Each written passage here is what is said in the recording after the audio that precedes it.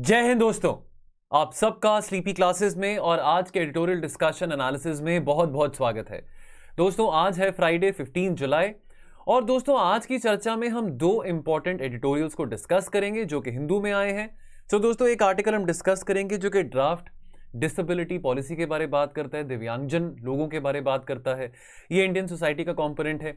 और दोस्तों एक आर्टिकल हम डिस्कस करेंगे जो कि क्वेश्चन आंसर के फॉर्म में इंटरप्रेटेड था न्यूज़पेपर में। बात यहां पे करेंगे प्रोटेक्शनिज्म और लिबरलाइजेशन के बारे में। सो दोस्तों ये दोनों आर्टिकल्स हम डिस्कस करेंगे और वीडियो के एंड में आपको क्वेश्चन ऑफ द डे देखने को मिलेगा जिसका आंसर आपने हमारे टेलीग्राम ग्रुप में करना है। नाउ अब हमारा टेलीग्राम ग्रुप का नाम क्या है? Editorials with mains answer writing. अब कुछ बच्चों का कमेंट आता है कि सर ये हम आंसर्स कहां पोस्ट करें, टेलीग्राम चैनल का हमको एक्सेस नहीं मिल रहा। Now what you have to do is please अभी डिस्क्रिप्शन बॉक्स आप चेक करिए, you will find a link. This is the link.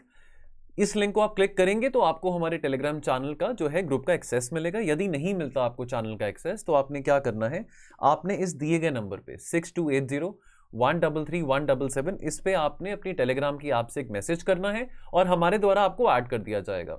दोस्तों शाम को 6 बजे आपके साथ best answer of the day भी डिस्कस किया जाता है, वहां पे पिन किया जाता है टेलीग्राम के चैनल पे, और जो model answer of the day है वो भी आपको टेलीग्राम के चैनल पे पिन मिलेगा। नाउ अब अगर हम बात करें कल के आंसर की, दोस्तों कल किसी का भी आंसर ज्यादा अच्छा नहीं था। मनमीत मैम और मेरी बात चल रही थी।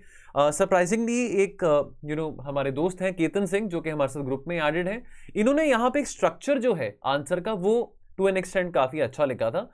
अब हालांकि इन्होंने अपने पेपर पेन पे नहीं लिखा, इन्होंने ऐसे यहाँ पे टाइप करके लिखा है आंसर, लेकिन इनका जो स्ट्रक्चर है आंसर का it's comparatively much better than what the other people have written. देखिए एक तो ना जुडिशियल एक्टिविज्म और प्रेसिडेंशियल एक्टिविज्म के बीच में डिफरेंस समझना बहुत जरूरी है।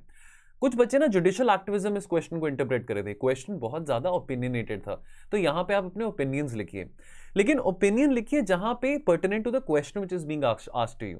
अक्सर हम क्या करते हैं ना, हम अक्सर वो बातें लिख देते हैं जो हमको पता होती हैं, फैक्चुअल बातें लिख देते हैं, लेकिन जो डिमांड क्या है क्वेश्चन की उसको हम एड्रेस नहीं कर पाते। सिंपल सी एक बात पूछी गई थी, अगर वो आप आर्टिकल आपने अगर एनालिसिस देखा, आपने उसके बाद जाके अगर वो आर्टिकल हिंदू में पढ़ा होगा तो वहां पे सीधी तरह से एक बात करी गई कि भाई प्रेसिडेंशियल ऑफिस होल्डर्स तो बहुत सारे हैं, लेकिन सही मायने में जो प्रेसिडेंट का रोल है कभी लोगों को सेफ गार्ड करना, कॉन्स्टिट्यूशन को सेफ गार्ड करना, लोगों के हितों के लिए आवाज उठाना, प्रोटेक्शन करना लोगों की, क्या वो कोई प्रेसिडेंट ऐसा काम कर पा रहा है? बात यहां पे आर्टिकल में करी गई थी कि प्रेसिडेंट एक मेयर रबर स्टैंप ही क्यों है, यानी कि प्रेसिडेंट को सारी बातें माननी पड़ती हैं जो कि सरकार के द्वारा होती हैं। President has to work, has to abide what the council of minister says. तो लेकिन यहां पे कुछ एग्जांपल्स हमको कोट करने चाहिए जहां पे हम दिखा सकते हैं कि नहीं, इन द पास्ट ऐसे एग्जांपल्स हैं जो कि ये दिखाते हैं, जो कि ये दर्शाते हैं कि प्रेसिडेंट भी अगर चाहें तो वो आवाज उठा सकते हैं, वो डिसएग्री कर सकते हैं एग्जीक्यूटिव के साथ। ठीक है, तो फॉर एग्जांपल जैसे कि 1986 में आपको याद होगा ज्ञानी जैल सिंह जी द प्रेसिडेंट थे और Rajiv Gandhi the prime minister थे। तो एक वो बिल था पोस्टल अमेंडमेंट बिल, तो अब वो एक बहुत फेमस सेइंग भी आपने पढ़ी होगी, तो कि जो वीटो पावर है, अगर हम पॉकेट की बात करें, पॉकेट वीटो की बात करें, the pocket of the Indian president is much wider than the US president. तो ज्ञानी जैल सिंह जी ने उस बिल के ऊपर कोई हस्ताक्षर नहीं दिया था, ठीक है, उसके ऊपर कोई एक्शन नहीं लिया था। वो और बात है कि इवेंचुअली वो 1990 में वो जो बिल था, प्रपोजल था, वो रद्द कर दिया गया था जब बीपी सिंह की सरकार आई थी। तो इस तरह के अगर हम एग्जांपल्स दे सके, जैसे इनके आंसर में, केतन के आंसर में जिन्होंने टाइप करा है, तो यहाँ पे एग्जीक्यूटिव ओवररीच की भी बात करी गई है। और बहुत सारी ऐसी चीजें भी हैं जो एग्जीक्यूटिव ओवररीच, यानी कि जो एग्जीक्यूटिव ओवररीच के द्वारा होती है, जैसे मिसयूज ऑफ, हम यूआपा एक्ट की बात करें, मिसयूज ऑफ एनएसए एक्ट की बात करें, ठीक है। अब उसमें जो ग्रीवेंस रिड्रेसल है वो कोर्ट्स में जाके मिलता है, जुडिशरी के टुवर्ड्स जाके मिलता है, ठीक है। लेकिन अगेन प्रेसिडेंशियल एक्टिविज्म की जो यहां पे बात करेगी तो हम एग्जांपल्स के साथ कोट कर सकते हैं that why the president should not be a mayor rubber stamp. तो प्लीज एक बार दोस्तों मॉडल आंसर को भी आप देखना, मॉडल आंसर को शाम को पिन करा जाएगा, हमारी टीम के एक सदस्य हैं जो कि रोज शाम को मॉडल आंसर्स लिखते हैं, तो प्लीज उसको भी आप नजर मारना और आपको बेटर आइडिया हो पाएगा कि क्वेश्चन की डिमांड क्या थी। चलिए दोस्तों बाकी आज की चर्चा शुरू करेंगे, दो ही आर्टिकल्स हैं, थोड़ा विस्तार से डिस्कस करते हैं। देखिए दोस्तों जहां तक डिसेबिलिटी की बात है ना, तो इसमें बहुत सारी बातें जब मैं पढ़ रहा था, अब आपको याद होगा योजना जो मैगजीन है मई 2022 की ना, इसका एनालिसिस किया था अभी कुछ हफ्ते पहले की बात है, तो वहां पे भी सोशल सिक्योरिटी उसका इशू था योजना मैगजीन का। तो वहां पे इंक्लूसिव ग्रोथ की बात करी गई थी, सोसाइटी की बात करी गई थी, तो वहां पे बहुत एक हैवी कंपोनेंट था जो कि दिव्यांगजन लोगों को रिलेटेड था, है ना। अगर हम एक्सेसिबल इंडिया कैंपेन की बात करें, डिसेबिलिटी पॉलिसीज की बात करें, तो इस आर्टिकल में तो चलो जो बातें डिस्कस करी हैं वो तो हम एनालाइज करेंगे, लेकिन फिर भी अगर आपने योजना मैगजीन का एनालिसिस नहीं पढ़ा, नहीं सुना, तो आप वहां पे जाके योजना प्लेलिस्ट में जाके योजना मैगजीन का जो एनालिसिस है मई 2022 का, उसको भी एक्सेस कर सकते हैं और इस टॉपिक के बारे और डिटेल में पढ़ सकते हैं। नाउ अब कंटेक्स्ट क्या है, देखिए अब रिसेंटली क्या हुआ, जो department of empowerment and persons with disability है, उन्होंने हाल ही में एक नेशनल पॉलिसी, एक ड्राफ्ट नेशनल पॉलिसी रिलीज करी थी, जिसको पब्लिक कमेंट्स के लिए ओपन किया था टिल 15 जुलाई 2022। अब देखिए जहां जहां पे डिसेबिलिटी की बात आती है तो हम सिग्नेटरी हैं, चाहे वो UN convention on rights of person with disabilities की बात करें, हमने इनैक्ट करा था लेजिस्लेशन जहां पे right of person with disability act 2016 जो कि विच केम इनटू फोर्स इन 2017। अब इस राइट के चलते, इस लेजिस्लेशन के चलते जो नंबर ऑफ डिसेबिलिटीज है वो 7 से बढ़कर 21 ऐसी डिसेबिलिटीज है जिसको रिकॉग्नाइज करने की बात इस लेजिस्लेशन में करी गई थी। और हम we are also signatory to the Incheon strategy for Asian and Pacific decade of person with disability 2013 to 2022। तो इंक्योन जो है वो एक सिटी है साउथ कोरिया में। अब अगर इंक्योन स्ट्रैटेजी की बात करें, यहाँ पे 10 ऐसे इंपॉर्टेंट गोल्स हैं which are pertinent to addressing the grievances, addressing the problems of people with disabilities. यहाँ पे जेंडर इक्वालिटी की बात हो रही है, ठीक है, यहाँ पे ensuring disability inclusive disaster risk reduction की बात हो रही है। तो यहाँ पे ये 10 ऐसे पॉइंट्स आप इसको पढ़ सकते हैं। अब पर्पस की बात करें, देखिए पर्पस क्या था इस ड्राफ्ट पॉलिसी को रिलीज करने का, जिसके जो अभी कमेंट्स हैं अभी सबके लिए ओपन है कि 15 जुलाई तक जो भी लोग हैं पब्लिक, कोई भी आके इसको कमेंट कर सकता है। जो अपने प्रपोजल जो सरकार ने दिए हैं ड्राफ्ट डिसेबिलिटी पॉलिसी के चलते, तो उसमें जो भी उन्होंने कुछ सुधार डालने हैं, कुछ एडिशन करना है, कुछ सजेशन देने हैं, वो दे सकते हैं। देखिए अब बहुत जरूरी है, देखिए अब अगर हम बात करें सोशल ग्रोथ की, हम सोसाइटी की बात करें, देखिए एक इंडिविजुअल एक सोसाइटी का हिस्सा है, लेकिन जब हम किसी प्रोग्राम की बात करते हैं, ठीक है, चाहे वो कोई भी गवर्नमेंट स्कीम्स हैं, है ना, चाहे वो जन धन योजना है, चाहे वो स्वच्छ भारत योजना है, ठीक है, कोई भी स्कीम हो, चाहे वो स्किल इंडिया मिशन हो, ये सब जो स्कीम्स हैं, जो योजनाएं हैं, वो किसी एक व्यक्ति के टुवर्ड्स ओरिएंटेड नहीं है, ठीक है। हम जब देश की उन्नति की बात करते हैं, देश की ग्रोथ की बात करते हैं, तो हम सोसाइटी की ग्रोथ की बात करते हैं, इंडिविजुअल्स की ग्रोथ की बात नहीं करते हैं। तो जो नजरिया है अगर हम डिसेबिलिटी की बात करें, जो सरकार का नजरिया है डिसेबिलिटी के टुवर्ड्स, अब वो भी बदल रहा है, वो शिफ्ट कर रहा है from being individual centric to being societal centric, यानी कि सोसाइटी सेंट्रिक, ठीक है। नाउ अब ये डिफरेंस है, यानी कि एक मेडिकल मॉडल ऑफ डिसेबिलिटी, ठीक है, कोई अपाहिज है, कोई ब्लाइंड है, कोई डेफ है, वो और बात है, लेकिन जो सोशल एस्पेक्ट है, जो ह्यूमन एस्पेक्ट है of the model of disability का, इसके ऊपर ज्यादा एम्फसाइज करा जा रहा है। तो जो प्रिंसिपल है ड्राफ्ट पॉलिसी का, वो ये शोकेस करना है कि सरकार की जो कमिटमेंट है कि कैसे सबका साथ सबका विकास की हम बात करते हैं, सबका साथ सबका विकास और सबका विश्वास, तो कैसे हम इंक्लूड कर सकते हैं पर्सन विद डिसेबिलिटी को और उनको एम्पावर कर सकते हैं। लेकिन दोस्तों जहां पे इंक्लूजन और एम्पावरमेंट की बात आती है, वहां पे एक बात यहां पे थोड़ी मिसिंग रही है इस ड्राफ्ट पॉलिसी में। वो क्या रही है? वो है पॉलिटिकल एम्पावरमेंट। देखिए पॉलिटिकल एम्पावरमेंट के बिना चाहे कोई भी व्यक्ति हो, वो अपने आप को एम्पावर्ड फील नहीं कर सकते हैं, ठीक है। अब जो पॉलिसी डॉक्यूमेंट है ये हाईलाइट करता है, चाहे एजुकेशन है, चाहे स्पोर्ट्स है, स्किल डेवलपमेंट है, कल्चर है, ठीक है, हेल्थ फैसिलिटीज की बात करें, कैसे उसकी जो एक्सेसिबिलिटी है फॉर द डिसेबल्ड पीपल वो और बढ़ाई जा सकती है। तो आपको ये भी पता होगा कि एक्सेसिबल इंडिया कैंपेन 2015 में लॉन्च करा गया था, है ना। तो कैसे एक्सेसिबिलिटी बढ़ाई जा सकती है दिव्यांगजन लोगों के लिए। नाउ अब सेंस ऑफ पॉलिटिकल पार्टिसिपेशन की बात करें, आर्टिकल 29 जो है convention on right of persons with disability का, वो ये मैंडेट करता है कि जो स्टेट है the state has to ensure कि जो पर्संस विद डिसेबिलिटी हैं वो इफेक्टिवली पार्टिसिपेट कर सकते हैं पॉलिटिकल और पब्लिक लाइफ में। जब हम पार्टिसिपेशन की बात कर रहे हैं तो पार्टिसिपेशन मींस कि अगर वो खड़ा होना चाहते हैं इलेक्शन के लिए, if they want to stand for elections तो भी, या अगर वो वोटिंग के प्रोसेस में भी पार्टिसिपेट करना चाहते हैं, they are free to do so, ठीक है। जो इंक्योन गोल्स हैं वो भी प्रमोट करते हैं पार्टिसिपेशन पॉलिटिकल प्रोसेस में, उनका राइट है पॉलिटिकल प्रोसेस में पार्टिसिपेट करने का। Right of persons with disabilities act जो 2016 में भारत ने लेजिस्लेट करा था, वो भी एम्बॉडी करता है इस प्रिंसिपल्स को। अब अगेन इसको अगर हम कंटिन्यू करें तो देखिए दोस्तों, पॉलिटिकल एम्पावरमेंट और जो इंक्लूजन है फॉर द डिसेबल्ड, ये एक ऐसा मुद्दा है जो कि इस ड्राफ्ट पॉलिसी में जो नहीं देखने को मिला, ठीक है, हमारी ऐसी कमिटमेंट, देखिए अब इलेक्शंस होते हैं, है ना, हर 2-3 महीने बाद कोई ना कोई इलेक्शन हो रहा होता है, स्टेट्स में इलेक्शन हो रहे होते हैं, लेकिन कभी भी किसी पॉलिटिकल पार्टी के मैनिफेस्टो में डिसेबल्ड लोगों को एम्पावर करने की बात क्यों नहीं करी जाती है? ये एक बहुत बड़ा सवाल यहां पे इस आर्टिकल में खड़ा करा गया है। ठीक है, तो हमारी कोई ऐसी पॉलिसी कमिटमेंट नहीं है जो कि एम करती है कि कैसे जो है दिव्यांगजन लोगों की पॉलिटिकल पार्टिसिपेशन को और बढ़ावा मिल सकता है। ठीक है, और ये जो एक्सक्लूजन है डिसेबल्ड लोगों का from the political space, this happens at all the level, चाहे वो पंचायती राज इंस्टीट्यूशंस की बात करें, अर्बन लोकल बॉडीज की बात करें, स्टेट गवर्नमेंट्स की इलेक्शंस की बात करें, सेंट्रल गवर्नमेंट इलेक्शंस की बात करें, तो हर जगह ये देखने को मिलता है। और साथ के साथ जो बैरियर्स हैं केवल इलेक्शन में पार्टिसिपेट करने के लिए, लेकिन वोटिंग प्रोसेस में भी बहुत बैरियर्स देखने को मिलते हैं डिसेबल्ड लोगों को। अब ग्राउंड रियलिटीज की बात करें तो जो सेक्शन 11 है of the rights of the person with disabilities act, वो ये कहता है कि इलेक्शन कमीशन इंडिया का और स्टेट इलेक्शन कमीशन जो है उनको इंश्योर करना है कि जितने भी पोलिंग स्टेशन हैं वो एक्सेसिबल हैं, जो उनका आउटरीच है that is very much within the accessibility to the persons with disability, और कोई भी ऐसे मटीरियल जो हैं which are related to the electoral process वो इजिली अंडरस्टैंडेबल है और एक्सेसिबल है टू द जो पर्सन विद डिसेबिलिटी वाले हैं। However, लेकिन उसके बावजूद भी, इतने सारे कंडीशंस होने के बावजूद भी, जो पर्सन्स विद डिसेबिलिटी हैं they still lack accessible polling booths.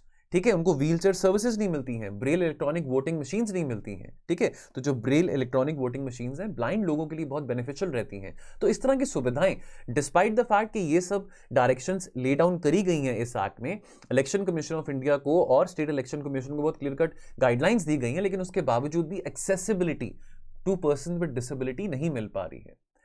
अब उसके बाद अगेन पॉलिटिकल पार्टीज को कन्वीनियंट नहीं लगता। देखिए पॉलिटिकल पार्टीज इलेक्शन से पहले बहुत बड़ी बड़ी बातें अपनी मैनिफेस्टो में करते हैं। चलो शुक्र है कि अब वातावरण को लेकर भी पॉलिटिकल पार्टीज ने बातचीत करनी शुरू करी है। ठीक है, आज से 10-12 साल पहले वातावरण को लेकर भी पॉलिटिकल पार्टीज बातें नहीं करते थे, एनवायरमेंट को लेकर भी बातें नहीं होती थी। चलो, लेकिन अब ये कल्चर जो है बाहर फॉरेन कंट्रीज में, वेस्ट में देखे तो चाहे एनवायरमेंट है, चाहे वो पीपल विद डिसेबिलिटी है, उनकी इंपावरमेंट के लिए बहुत सारी बातें करती हैं। चाहे पॉलिटिकल पार्टी कहने को ही बातें करती हो, लेकिन करती तो है ना। तो यहां पे लेकिन ऐसा कल्चर क्यों नहीं है? ठीक है, उसके बाद हमारे पास एक प्रॉपर डेटा नहीं है, एग्जैक्ट नंबर नहीं है डिसेबल्ड लोगों का हर एक कॉन्स्टिट्यूएंसी में।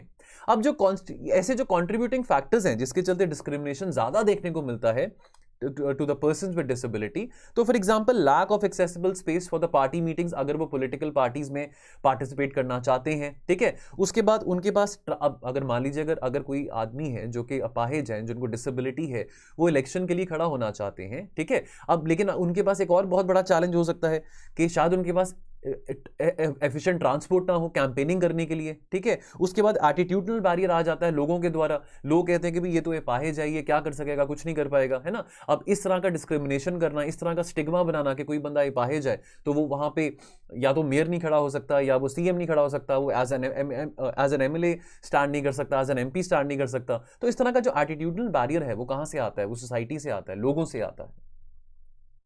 इनएडिक्वेट रिप्रेजेंटेशन की बात करें तो देखिए दोस्तों, एफर्मेटिव एक्शन की हम बात करते हैं, रिजर्वेशन की बात करते हैं, इस बात का तो खास ख्याल हमारे संविधान में रखा गया है।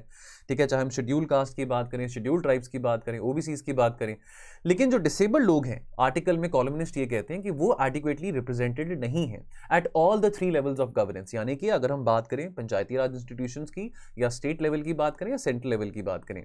इनफैक्ट यहाँ पे ये कहते हैं, एक फैक्ट बताते हैं कि जो सबसे पहले विजुअली डिसेबल्ड जो ब्लाइंड मेंबर ऑफ पार्लियामेंट थे, 1953 की ये बात है, इंडिपेंडेंट इंडिया के, आजाद भारत के, साधन गुप्ता, ही hardly finds any mention in our political और डिसेबिलिटी डिस्कोर्स। तो ये कम्युनिस्ट पार्टी से ये जीते थे इलेक्शन और ये एमपी बने थे। ठीक है, वेस्ट बंगाल से। Now we have failed to acknowledge the disabled political personalities. हमको पता भी नहीं है पॉलिटिकल पर्सनालिटीज कोई हैं ऐसी जो डिसेबल्ड होंगे। ठीक है, and we are not acknowledging them as well. ठीक है, तो ये एक बहुत इंपॉर्टेंट मुद्दा जो यहाँ पे रेज करा गया है। अब यहाँ पे एग्जांपल दिया गया छत्तीसगढ़ का। ठीक है, कि कैसे डिसेबल्ड को रिकॉग्नाइज किया जाए। तो छत्तीसगढ़ ने एक इनिशिएटिव शुरू किया था जहां पे छत्तीसगढ़ की सरकार ने यह कहा था कि at least 1 disabled person in each panchayat को नॉमिनेट किया जाएगा। लेकिन अगर a disabled person is not elected then they are nominated as a panchayat member as per the changes in the law concern. ये जो स्टेप छत्तीसगढ़ की सरकार ने उठाया है, क्यों उठाया है? ताकि जो पॉलिटिकल पार्टिसिपेशन है डिसेबल्ड लोगों का वो और बढ़ सके, एटलीस्ट पंचायती राज लेवल से तो बढ़ सके ना, यहां से तो शुरुआत हो। अब इस एग्जाम्पल को और स्टेट्स भी फॉलो कर सकते हैं। Now making the right real, right of person with disability की बात करते हैं, लेकिन सिर्फ वो कह देने से, सिर्फ वो लेजिस्लेट करने से क्या उनका अधिकार बन जाता है? उस अधिकार को और इफेक्टिव कैसे कर सकते हैं और स्ट्रॉन्ग कैसे कर सकते हैं, स्ट्रेंथन कैसे कर सकते हैं? तो वहां पे जो यहाँ पे इस पर्टिकुलर मुद्दे को लेकर जो यहाँ पे बातें करी गई, जो यहाँ पे सुझाव दिए गए हैं, वो ऐसे हैं कि हम पहले तो कैपेसिटी बिल्डिंग पे फोकस करें फॉर द डिसेबल्ड पीपल। ठीक है, उनको एम्पावर करें, खास करके उनको ट्रेन करें इलेक्टोरल सिस्टम के द्वारा, इलेक्टोरल सिस्टम में, गवर्नमेंट स्ट्रक्चर में, इलेक्शन बॉडीज को इंकरेज करें कि कैसे पॉलिटिकल पार्टिसिपेशन दिव्यांगजन लोगों का बढ़ाया जा सकता है। उसके बाद सिविल सोसाइटीज को इंक्लूड करना, कैंपेन्स रन करना स्कूल्स में, कॉलेजेस में, बिकॉज अभी हमने डिस्कस किया कि एटीट्यूडनल बैरियर्स भी आ जाते हैं। ठीक है, तो कैसे हम इस तरह की अवेयरनेस बच्चों के अंदर, यंगस्टर्स के अंदर बढ़ा सकते हैं, कैसे इंकरेज कर सकते हैं कि लोग आके एक्नॉलेज करें, एक्सेप्ट करें अगर उनकी कोई डिसेबिलिटी है, और अगर वो पॉलिटिकल प्रोसेस में, पॉलिटिकल या पॉलिसी मेकिंग में अगर वो एक अहम रोल प्ले करना चाहते हैं तो वो आके खुलेआम वो चीज कर सकें। ठीक है, और साथ के साथ एक फ्रेमवर्क पॉलिटिकल पार्टीज के लिए बनाना बहुत जरूरी है, जहां पे वो एक मीनिंगफुल आउटरीच कर सकते हैं टू पर्संस विद डिसेबिलिटी, और उनके मुद्दों को, उनके इश्यूज को इफेक्टिवली वो अपने इलेक्शन मैनिफेस्टो में भी सामने लेके आ सकते हैं। चलिए, सो दोस्तों जो अगला आर्टिकल है, is protectionism compatible with liberalisation. अब ये क्वेश्चन आंसर राउंड में है, ये जो आर्टिकल आया है काफी अच्छा मेरे को लगा। तो यहाँ पे दो लोग हैं, एक तो बिस्वजीत धार हैं और एक अजय शाह हैं, दोनों प्रोफेसर्स हैं, दोनों एकेडमिशियंस हैं। ठीक है, बिस्वजीत धार जो है वो प्रोफेसर हैं for the centre for economic studies and planning in JNU, और जो अजय शाह हैं वो है research professor at the OP Jindal global university. ठीक है, तो अब यहां पे बात करी गई है, देखिए अब हम प्रोटेक्शनिज्म की बात करते हैं, लिबरलाइजेशन की बात करते हैं। देखिए अब 30 साल हो चुके हैं ना, 1991 के बाद हम LPG रिफॉर्म्स की बात करते हैं। आज अगर हमारे पास, आपके पास, मेरे पास इतने सारे टीवी चैनल्स हैं देखने के लिए, इतने सारे फोन्स हैं जिनमें से आप कोई फोन बाय कर सकते हैं, कपड़े खरीद सकते हैं, बाहर कहीं जा सकते हैं। ठीक है, आज आपके पास जो चॉइसेस हैं, कहीं ना कहीं this is thanks to the reform जो 1991 में आए थे, है ना। नहीं तो पहले तो ब्लैक एंड व्हाइट जमाना था, दूरदर्शन का जमाना था। ठीक है, तो आज अगर इतनी सारी चीजें हमने देखी हैं, अगर आज हमने इतना सारा फायदा उठाया है, अगर आज भारत इतना आगे बढ़ा है, तो डेफिनेटली उसमें बहुत बड़ा श्रेय लिबरलाइजेशन को है। अब LPG रिफॉर्म से पहले क्या जमाना था? इंस्पेक्टर राज का जमाना था। ठीक है, ज्यादा लिबरल पॉलिसीज नहीं थी, हर चीज सरकार के कंट्रोल में थी, हर चीज सरकार की मोनोपोली के पास थी, कंज्यूमर्स के पास ज्यादा चॉइसेस नहीं थे। आपने गाड़ी लेनी है, मारुति गाड़ी लेनी है, तो 4-4, 5-5 साल आपको लग जाते थे, आपके पास वो गाड़ी नहीं आती थी। आपने BSNL का टेलीफोन अगर बुक करना है तो आपके पास 5 साल तक आपको BSNL का कनेक्शन नहीं मिलता था। और आज आप 1 साल के अंदर 4 फोन्स बदल लेते हैं, 4 सिम बदल लेते हैं, तो चॉइसेस बड़ी हैं कंज्यूमर्स के लिए। तो डेफिनेटली लिबरलाइजेशन का जो माहौल है वो बहुत अच्छा है, केवल इंडिया के लिए नहीं लेकिन सबके लिए, ग्लोबली हम बात करें लिबरलाइजेशन, प्राइवेटाइजेशन, ग्लोबलाइजेशन। लेकिन अब अगर हम बात करें प्रोटेक्शनिज्म की, देखिए अब आत्मनिर्भर भारत की बात होती है, मेक इन इंडिया की बात होती है, तो डेफिनेटली इसमें कोई बुरी बात नहीं है अगर हम चाहते हैं एज अ नेशन कि हम अपनी मैन्युफैक्चरिंग को बढ़ावा दें, बिकॉज हमारा इंडिया का इकलौता एग्जाम्पल है जहां पे हमने ना तो एग्रीकल्चर सेक्टर में इतना रेवोल्यूशन देखा, ना इतना एग्रीकल्चर सेक्टर में इतना हमने ग्रोथ देखा, ना हमने मैन्युफैक्चरिंग सेक्टर में इतना ग्रोथ देखा। एग्रीकल्चर और मैन्युफैक्चरिंग ग्रोथ को पीछे छोड़ के हमने सीधा ग्रोथ देखा सर्विसेज सेक्टर में, खास करके पिछले 20 सालों की अगर हम बात करें, IT सेक्टर है, KPO है, BPO सेक्टर है, कितना हमने इसमें ग्रोथ देखा। लेकिन इसमें तो कोई बुरी बात नहीं है ना कि अगर हम अपनी डोमेस्टिक इंडस्ट्री को और बिल्ड करना चाहते हैं, अपनी इंडिजिनस इंडस्ट्री को प्रोटेक्ट करना चाहते हैं, मैन्युफैक्चरिंग बढ़ाना चाहते हैं, डिफेंस मॉडर्नाइजेशन की बात कर रहे हैं, चाइना को ओवरटेक करना चाहते हैं, लेकिन क्या प्रोटेक्शनिज्म, तो यहां पे सवाल खड़ा किया गया है कि क्या प्रोटेक्शनिज्म लाइक आत्मनिर्भर भारत, क्या ये कंपैटिबल है इस तरह के न्यू लिबरल एटमॉस्फेयर के साथ, लिबरलाइज्ड एटमॉस्फेयर के साथ? डेफिनेटली देखिए, there is a case for having an industrial policy, जहां पे हम इन्वेस्ट कर सकते हैं इंडस्ट्रीज में, जहां पे हम ग्लोबल कैपिटल को अट्रैक्ट कर सकते हैं ताकि हमारी इंडस्ट्रीज में इन्वेस्टमेंट बढ़े। लेकिन इंडिया में क्या हो रहा है कि there is a long list of sectors जहां पे सरकार क्या कह रहा है, सरकार कह रहा है कि चलो उन सेक्टर्स में बजाय कि हम बहुत ज्यादा, अब देखिए फॉर एग्जांपल पाम ऑयल की बात आती है ना, ऑयल की बात आती है। अब पाम ऑयल हम बहुत ज्यादा इंपोर्ट करते हैं इंडोनेशिया से, मलेशिया से। अब आज हम कहेंगे चलो अगर हम national mission for oil palm अगर यहाँ पे हम इनॉग्रेट कर रहे हैं, तो अगर हम यहाँ पे ऑयल पाम कल्टिवेशन को बढ़ावा, पाम ऑयल कल्टिवेशन को और बढ़ावा देना चाहते हैं, तो डजंट मीन कि हम सारा का सारा पाम ऑयल कल को जाके इंडोनेशिया और मलेशिया से मंगाना बंद कर देंगे कि सारा पाम ऑयल यहीं पे हम कल्टीवेट करेंगे। ठीक है, बिकॉज हमारा कंपेटिटिव एडवांटेज नहीं है पाम ऑयल के ऊपर। अब फॉर एग्जांपल ईरान है, इराक है, रेगिस्तान है, ठीक है, ड्राई एरियाज हैं। इजराइल की बात करें, सूखा है, ड्राई है, तो वो वहां पे राइस क्यों ग्रो करेंगे? यहां पे तो हमारा कॉम्पिटिटिव एडवांटेज है ना कि हम यहां पे इतना राइस ग्रो करते हैं और इन देशों को एक्सपोर्ट करते हैं। तो देखिए, अब हमारा कॉम्पिटिटिव एडवांटेज जहां पे है उस चीज को हम ज्यादा बूस्ट करें, बजाय कि हम उस चीज के ऊपर ज्यादा फोकस करें जहां पे हमारा कॉम्पिटिटिव एडवांटेज नहीं है। तो हो क्या रहा है, ये हो रहा है कि इंपोर्ट सब्स्टिट्यूशन हो रहा है उन सेक्टर्स में जहां पे हमारा कॉम्पिटिटिव एडवांटेज नहीं है, ताकि हम डोमेस्टिक प्रोडक्शन को और इंक्रीज कर सके, बूस्ट कर सके। लेकिन ये डोमेस्टिक प्रोडक्शन को इंक्रीज करने की जल्दबाजी में क्या होगा? क्या हमारा फोकस क्वालिटी पे होगा? क्या हमारा फोकस एफिशिएंसी पे होगा कि सिर्फ प्रोडक्शन पे होगा? देखिए, प्रोडक्शन करें, डोमेस्टिक प्रोडक्शन करें, लेकिन क्वालिटी के साथ, एफिशिएंसी के साथ, ताकि अगर क्वालिटी और एफिशिएंसी है तो जो हमारे एमएसएमईज हैं वो ग्लोबली कॉम्पिटिटिव बन सकते हैं। अब स्पेशलाइजेशन इन प्रोडक्शन की बात करें तो ये जरूरी नहीं है कि हमको हर एक चीज प्रोड्यूस करनी है, ठीक है। हर एक देश का अपना डिफरेंट एक कॉम्पिटिटिव एडवांटेज होता है। हर एक देश के अगर हम ज्योग्राफिकल कंडीशंस की बात करें, मिनरल वेल्थ की बात करें, ठीक है। अब चलो हमारे यहाँ पे we have a young English speaking population, इस करके हमारा आईटी सेक्टर में ग्रो देखिए, हमारे आईटी प्रोफेशनल्स दुनिया भर में, नहीं तो अदरवाइज तो फिलीपींस है, चाइना है, वियतनाम है, तो नौजवानों की कमी तो और भी बाकी देशों में भी नहीं है ना। लेकिन हमारे जो इंडियंस आईटी सेक्टर में आगे क्यों होते हैं? There is a reason for that. तो ये हमारा कॉम्पिटिटिव एडवांटेज है, हमारा डेमोग्राफिक डिविडेंड है। We have a rich English speaking population with us. तो हर एक कंट्री का अपना डिफरेंट स्पेशलाइज्ड तरीका होता है प्रोड्यूसिंग डिफरेंट थिंग्स। लेकिन ये बात पॉलिसी मेकर्स को समझ नहीं आती है। अब पॉलिसी मेकर्स तय करते हैं कि what is good for India, what is not good for India. Again ये सारे व्यूज हैं जो कि इन वरिष्ठ एकेडमिशियंस ने जो यहां पे आर्टिकल में दिए, वो आपके साथ में शेयर कर रहा हूं, ठीक है। 1970s में policy makers in new Delhi they thought कि चलो इलेक्ट्रॉनिक्स एक्सपोर्ट को बढ़ावा देते हैं, बिकॉज चलो वो जमाना था जहां पे सारी की सारी जो मोनोपोली थी सरकार के अंडर थी, ठीक है। सरकार के पास ही मोनोपोली थी, क्या चीज बनानी है, कितनी एक्सपोर्ट करनी है, कितनी नहीं बनानी है, ठीक है। वो चलो 1991 से पुराना जमाना है वो, है ना। तो चलो 1970s में पॉलिसी मेकर्स को ये ख्याल आया कि चलो हम इलेक्ट्रॉनिक एक्सपोर्ट्स को थोड़ा बूस्ट देते हैं, ठीक है। तो उन्होंने क्या किया, Santa cruise electronic export processing zone जो है ये खुला बॉम्बे में, मुंबई में। अब लेकिन प्रोटेक्शनिज्म को रिमूव करके अगर आप किसी सेक्टर को ग्रो करना चाहते थे, चलो इलेक्ट्रॉनिक सेक्टर तो आज भी नहीं ग्रो कर पाया है ना। आज भी इलेक्ट्रॉनिक के मामले में हम कितना सारा स्मार्टफोन्स हैं, लैपटॉप्स हैं, इतनी सारी चीजें हैं, टीवीज हैं, ठीक है। ये सब हम कहां से मंगाते हैं? चाइना से आता है, ताइवान से आता है, मेड इन वियतनाम होता है, कोरिया में होता है। लेकिन उसके बावजूद भी, चाहे हमने कुछ पॉलिसीज में लिबरलाइजेशन लेके आए, चाहे हमने प्रोटेक्शनिज्म को रिमूव करा, लेकिन हुआ क्या? 30 साल के बाद it was not the electronic sector जिसने ग्रोथ देखा, बट किसने ग्रोथ देखा? सॉफ्टवेयर सेक्टर ने, सॉफ्टवेयर इंडस्ट्री ने, डायमंड प्रोसेसिंग इंडस्ट्री ने, उसने ज्यादा ग्रोथ देखा, बिकॉज ये जो हमने बीच में से जो ऑब्स्टिकल्स से रिमूव कर दिए थे। नाउ एवरी टाइम जब आप कस्टम ड्यूटीज को कट करेंगे तो डेफिनेटली आप जो एलिमेंट्स है प्रोटेक्शनिज्म के उसको रिमूव करेंगे, ठीक है। अब देखिए, बहुत बार ऐसी बात आती है कि गोल्ड के ऊपर इंपोर्ट ड्यूटी बढ़ा देना। अब गोल्ड के ऊपर इंपोर्ट ड्यूटी बढ़ाने से आप किसको फेवर कर रहे हैं? स्मगलर्स को फेवर कर रहे हैं। गोल्ड पे अगर आप इंपोर्ट ड्यूटी बढ़ाएंगे तो स्मगलिंग का जो धंधा है वो और ज्यादा प्रॉस्पर्स करेगा, ठीक है। अब ये बात तो चलो पॉलिसी मेकर्स ने कह दिया कि चलो इस प्रोडक्ट पे हम इंपोर्ट ड्यूटी बढ़ा रहे हैं, इस प्रोडक्ट को हम बैन कर रहे हैं, ठीक है, इस पे कस्टम ड्यूटी कट कर रहे हैं। लेकिन क्या आप ये सब बातें इंडस्ट्री जो रेलेवेंट एक्सपर्ट्स हैं उनके साथ डिस्कस कर रहे हैं कि नहीं कर रहे हैं?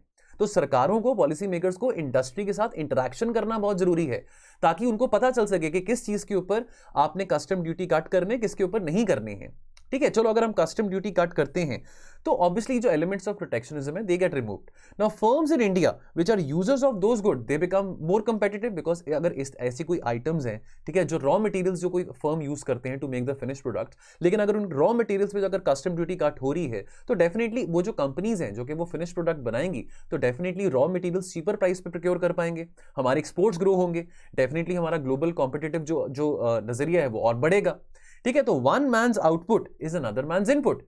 तो जो पॉलिसी मेकर्स हैं, जो ब्यूरोक्रेट्स हैं, they can not tell sitting in offices कि भाई what they should be backing, what they should not be backing. तो यहां पे बहुत एक बड़ी स्ट्रेट फॉरवर्ड लाइन यहां पे कही है, ठीक है। ये लाइन यहां पे कह रहे हैं कि जो वाइल्ड स्ट्रैटेजी है कि सारे के सारे बैरियर्स ग्लोबलाइजेशन के जो है वो रिमूव कर दीजिए, तो वो सबसे बेस्ट बात है। मैं पर्सनली इस बात से एग्री नहीं करता हूं कि सारे के सारे बैरियर्स ग्लोबलाइजेशन के रिमूव कर दो। ठीक है, हम रेगुलेटर ना बने, ठीक है, हम रेगुलेटरी कोलेस्ट्रॉल की बात करते हैं, लेकिन हमने फैसिलिटेटिव बनना है, सरकार ने फैसिलिटेटिव बनना है। ये कहना कि सब कुछ ही मार्केट पे छोड़ दीजिए, ये कहना भी सही नहीं होगा। अगेन हमको एक बैलेंस्ड अप्रोच के साथ बातें लिखनी है, बैलेंस्ड अप्रोच के साथ हमने आंसर लिखना है ना। तो अब privatisation is the only solution, तो ये बात कहना भी सही नहीं है। लेकिन अगेन लोगों के व्यूज हैं, हमारे व्यूज कुछ हो सकते हैं, कॉलमनिस्ट के व्यू कुछ हो सकते हैं, आपके व्यूज कुछ हो सकते हैं, व्यूज हैं हर किसी के अपने। अब protectionism due to the internal economic policies की यहां पे बात हो रही है। Now we have been hearing about getting red tape, कि भाई ब्यूरोक्रेटिक पैरालिसिस है ना, कि ब्यूरोक्रेटिक इनर्शिया है, करप्शन है, इनएफिशिएंसी है, कि भाई जो फाइलें हैं वो 15-15 साल 20-20 साल डिपार्टमेंट्स में घूमती रहती हैं, है ना। हम बात करते हैं कि देखो चाइना को देखो, चाइना एक कम्युनिस्ट कंट्री है, चलो साउथ कोरिया को देखो, वियतनाम को देखो, ताइवान को देखो, वो कितना आगे बढ़ गए हैं, हम क्यों नहीं आगे बढ़ पाए हैं, हम तो डेमोक्रेसी हैं, ठीक है। तो देखिए यही बात यहां पे आ जाती है कि हम इतने सालों से बात करें कि हम रेड टेपिज्म को, we will take care of this red tapism, जो ब्यूरोक्रेटिक इनर्शिया है, जो ब्यूरोक्रेटिक पैरालिसिस है, इसका हम ध्यान रखेंगे, लेकिन नहीं हो पा रहा, ठीक है। ये प्रॉब्लम और बढ़ी जा रही है, ठीक है। करप्शन की बात करें, इनएफिशिएंसी की बात करें, डिलेस की बात करें, और बढ़े जा रहे हैं। Ease of doing business, despite the fact कि अगर हम प्रेजेंट गवर्नमेंट की बात करें तो काफी ऐसे प्रोग्रेसिव स्टेप्स उठाए गए हैं जहां पे जो इकोसिस्टम है, एंटरप्रेन्योरियल इकोसिस्टम है, उसको बढ़ावा मिल रहा है, ठीक है। इन्वेस्टमेंट आ रहा है, ठीक है। हमारी जो छवि है, ग्लोबल इमेज जो है हमारी, वो और बेटर हो चुकी है, जो मे बी आज से 10-15 साल पहले इतनी अच्छी नहीं थी, ठीक है। तो डेफिनेटली सरकार के द्वारा वो पॉलिसीज ली जा रही हैं, लेकिन उसके बावजूद भी ease of doing business, India में धंधा करना, बिजनेस करना अभी भी एक बहुत चैलेंज वाली बात आ जाती है।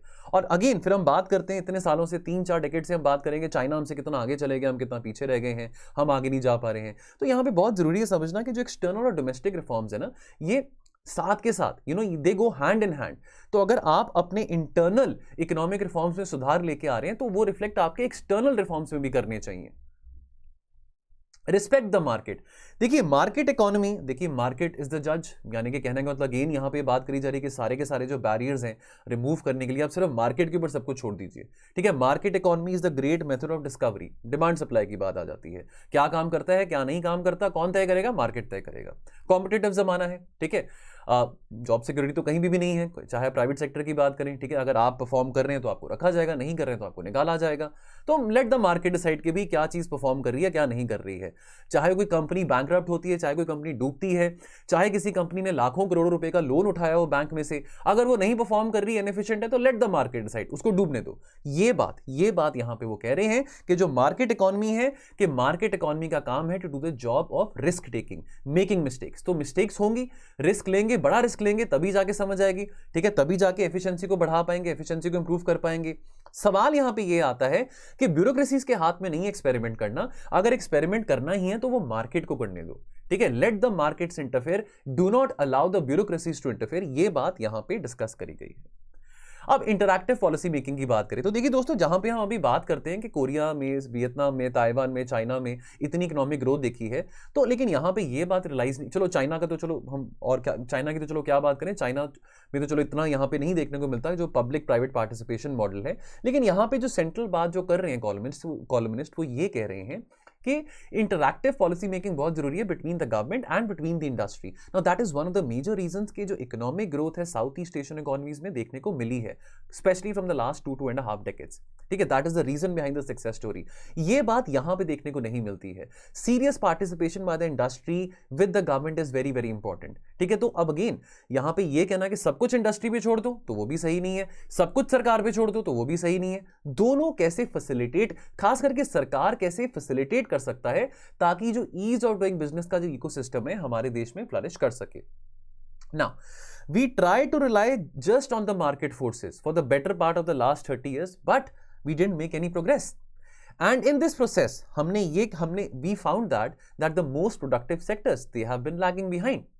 तो इस करके बहुत जरूरी है, जैसे अब अगर जो हमारे प्रोडक्टिव सेक्टर्स हैं which have been lagging behind the moment they were exposed to foreign competition, तो definitely we started finding the lack of depth in the different sectors. अब इसको ओवरकम करने के लिए सरकार को बहुत जरूरी है कि देखिए जो सेक्टर्स फ्लरिश कर रहे हैं, जो सेक्टर्स नहीं फ्लरिश कर रहे हैं, देखिए जो सेक्टर्स फ्लरिश कर रहे हैं तो वो किस कारणों करके फ्लरिश कर रहे हैं, तो ये बात भी सरकार को पता होनी बहुत जरूरी है। तो सरकार को पीरियोडिकली इंटरैक्शन करना with the market, with industry बहुत जरूरी है। जो सेक्टर्स नहीं फ्लरिश कर रहे हैं, क्या कंसर्न्स हैं उनके, क्या चैलेंजेस वो फेस कर रहे हैं, क्या चैलेंजेस को रेगुलेटरी कंसर्न्स हैं, तो whatever the challenges might be, the governments need to hear what the players on the ground are talking about. Let the consumer decide. तो अब सरकार बीच में क्यों आए, ठीक है, वाई शुड सरकार इंटरफेयर कि कंज्यूमर ने क्या बाय करना है, क्या नहीं बाय करना फ्रॉम अब्रॉड। अब अगर आपने कोई चीज़ बाहर से इंपोर्ट करनी है, मंगानी, लेकिन अगर उसके ऊपर इंपोर्ट ड्यूटी बढ़ा दी गई तो डेफिनेटली आप नहीं मंगा पाएंगे। अब अगर सरकार बोले कि नहीं, उसको मंगाने की बजाय हम यहाँ पे वो चीज़, फॉर एग्जाम्पल अगर हम फोन्स की बात करें, ठीक है, अगर आपकी मर्जी है आपने आईफोन मंगाना है, ठीक है, आपको अच्छा लगता है आईफोन, अब लेकिन सरकार बोले नहीं आईफोन के इंपोर्ट पे हम बैन लगा रहे हैं, अज्यूमिंगली एग्जांपल के तौर पे बात कर रहा हूं, लेकिन सरकार बोले कि नहीं यहाँ पे हम कोई फोन, यहाँ पे मैंगो के नाम का कोई फोन बनाएंगे, ठीक है, तो सब लोग मैंगो का फोन बाय करें। अब आपकी मर्जी है, आप जो चीज मंगाना चाहते हैं, नहीं मंगाना चाहते हैं, let the market decide. Why does the government has to interfere in this decision, ठीक है। या अगर एबिलिटी है of the Indian firm to buy something from abroad, या अगर कोई फर्म है, कोई इंजीनियरिंग फर्म है जो कि कैपिटल रेस करने के लिए from a cheaper source abroad, अगर वो कैपिटल रेस करना चाह रहे हैं, now this is the will of the firm, of the company, of the consumer. Why should the policy makers और why should the government use their coercive powers, ठीक है, धक्के से क्यों वो इंटरफेयर कर रहे हैं कंज्यूमर के रास्ते में। A fundamental question of freedom that needs to be brought on the table. Now what is the way forward? तो इस तरह का जो ad hoc protectionism है, इस तरह का जो ये जो आइडिया है, this is not the really way forward, because ultimately हम एक मार्केट इकोनॉमी में रह रहे हैं and there has to be the freedom to choose, ठीक है। Now the situation is increasingly becoming very difficult because due to lack of competitiveness हमारी जो इकोनॉमी है वो ग्रो नहीं कर रही है, हमारा जो एमएसएमई सेक्टर है वो फ्लरिश नहीं कर रहा। तो यहाँ पे ये सजेशन दिया गया है कि जितनी ज़्यादा गवर्नमेंट और इंडस्ट्री के बीच में पार्टनरशिप होगी, जितना ज़्यादा डायलॉग्स उनके बीच में कंडक्ट करे जाएंगे, उतना ही इंडस्ट्री को बेटर इस बात का आइडिया हो पाएगा कि भाई हमारे क्या वीक पॉइंट्स हैं, सरकार उस हिसाब से पॉलिसीज बना पाएंगे। लेकिन क्लियरली अगर हम ज़्यादा प्रोटेक्शनिस्ट पॉलिसीज यूज करेंगे तो वो हमारा इशू सॉल्व नहीं करने वाला, शायद हम अपने डेमोग्राफिक डिविडेंड को फिर हार्नेस नहीं कर पाएंगे और शायद मेक इन इंडिया और आत्मनिर्भर भारत का जो सपना है वो फिर से अधूरा रह जाएगा। तो यहाँ पे सेंट्रल बात ये डिस्कस करी गई है।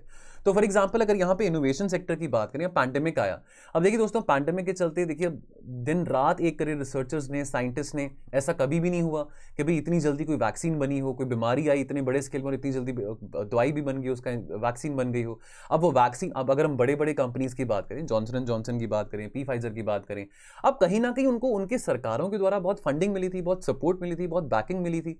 अब इनोवेशन है, अब आइडियाज हैं, ठीक है, इनोवेशन को फंडिंग की तो जरूरत है अगर आपने वो प्रोडक्ट बनाना है। ये एग्जांपल पैंडेमिक से हम सामने देख सकते हैं। तो क्लियरली यहां पे अगेन मैसेज ये दिया जा रहा है कि सरकार has to play the role of a facilitator. ज्यादा रेगुलेट करने से, ज्यादा प्रोटेक्शनिस्ट इकोनॉमिक पॉलिसीज फॉलो करने से हमारी इकोनॉमी ग्रो नहीं करेगी। मोस्ट इंपॉर्टेंटली यहां पे बात करी गई है कि हम हर एक कंपनी को इक्वली ट्रीट करें, चाहे वो फॉरेन कंपनी है, चाहे वो नेशनल कंपनी है।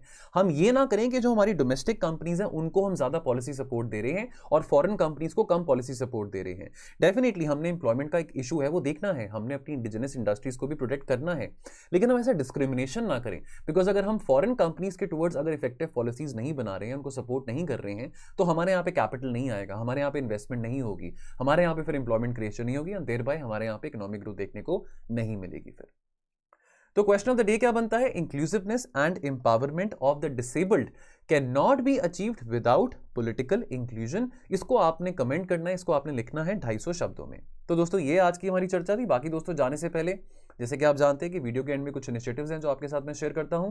तो दोस्तों करंट अफेयर्स का कोर्स हो या जीएस का मीन्स का कोर्स हो, खास करके आप अभी मीन्स लिखने वाले हैं, अगर आप कोई टेस्ट सीरीज की तलाश में हैं, आप मेंटरशिप की तलाश में हैं, तो दोस्तों ये कोर्सेज हमारे आपके सामने अवेलेबल हैं।